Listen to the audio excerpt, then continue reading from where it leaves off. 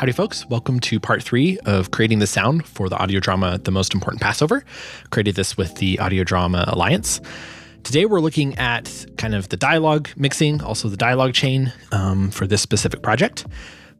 Link is in the description to listen to the audio drama for free. Make sure you check that out. The dialogue chain for this project is pretty similar across the board for each character.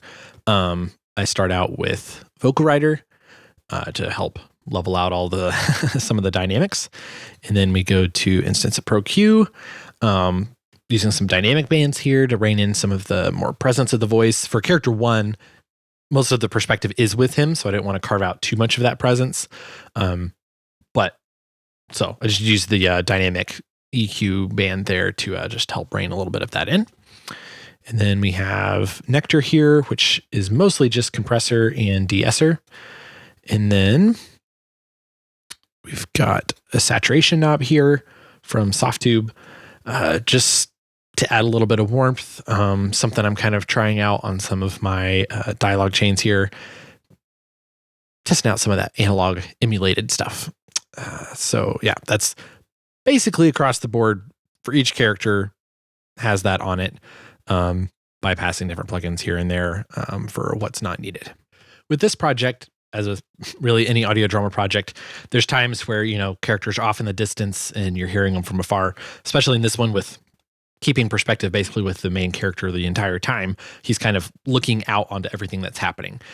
So it was something that I had difficulty with this one, trying to find the right balance of like reverb to EQ to like make them sound like they're in the distance.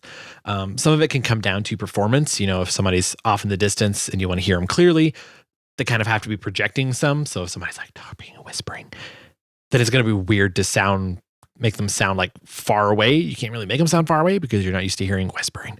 So it almost comes across like they're talking through a microphone or a PA system.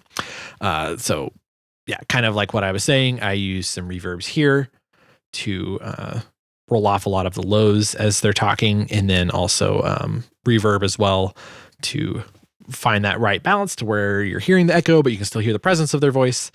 And yeah, you can hear that here. You take him out yourself and put him to death on a cross, because I don't find any case against him. So you can kind of hear that there where with it unbypassed, there's a lot more low end, a lot more presence, sounds closer. And then, unbypassing that, a lot more distant. So let's hear that in the full mix here.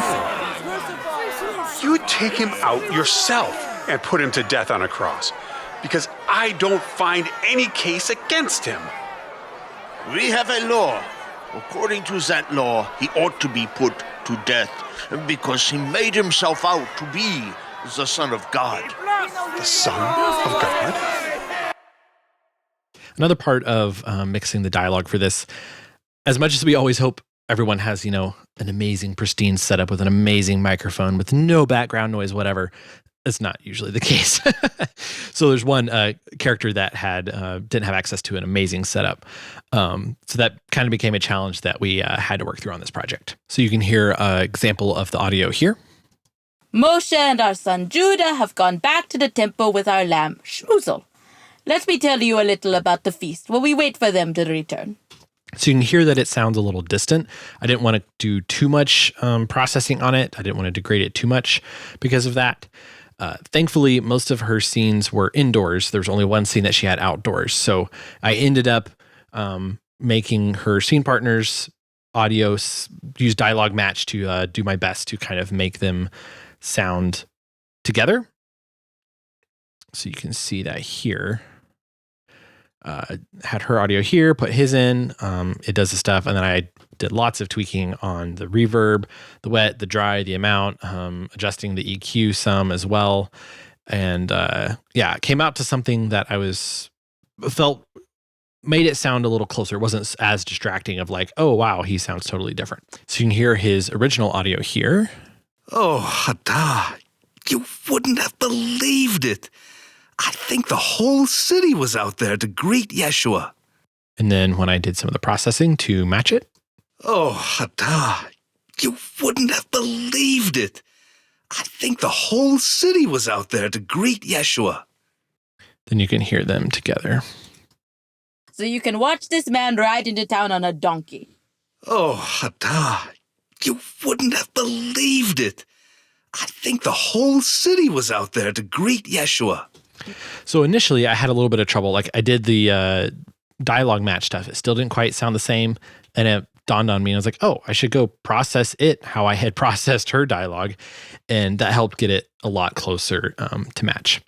There was something that I did try. I've been experimenting with some of like Adobe's AI enhanced stuff. So I ran through her audio through it. It tends to have some issues with like S's and breaths.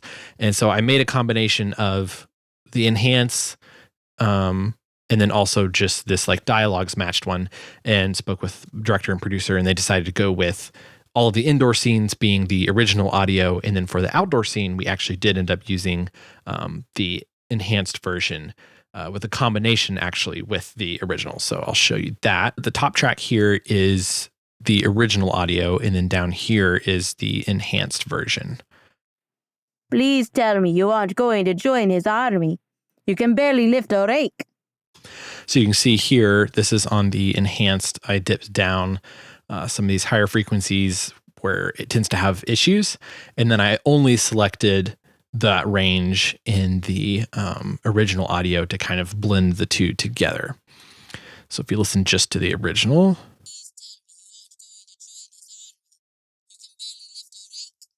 you can hear that that's all up there. And then the enhanced version. Please tell me you aren't going to join his army. You can barely lift a rake. There was one instance I know that I had to substitute an S. It had kind of got garbled up.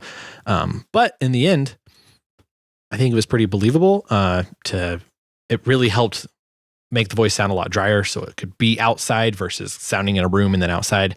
It's just difficult to work with. So here's the full mix. Yeshua. Please tell me you aren't going to join his army. You can barely lift a rake. I don't think Yeshua's going to raise that kind of army. I need to find out. All right. But don't be away too long. The kids will miss you. I don't expect I will be. Some lessons from mixing the dialogue for the show. It took me a long time to find the right reverbs. I kept tweaking as I was sound designing and mixing, finding the right send levels. I was testing out some new reverb plugins and stuff for this one. I would definitely say it's one of the, I guess you could say weaker parts of my my tool set right now. But I'm growing and getting better, and I was happy with how some of the stuff turned out. But yeah, to just keep practicing, keep playing with it, try some other reverbs, trying techniques, and especially just listening to the world around you and how it hears. So you have something, your brain has something to reference when you're like, oh, what would it sound like when you're in this space? Like I find myself right now, I go, I don't know what that space sounds like. So I've been trying to do better at like paying attention to my surroundings when I'm out in the world to just hear, gather intelligence. And that way I can apply it to projects and make them sound great. All right. Stay tuned for part 4. The final part, we'll be getting into the sound design, getting into the backgrounds and some of the fun stuff with the table crashes and stuff there. Again, links in the description if you want to listen to the audio drama for free. And I'll catch you in the next one. We're going to be looking at the other thing with that. You know how that then, it's really great. Catch you in the next one.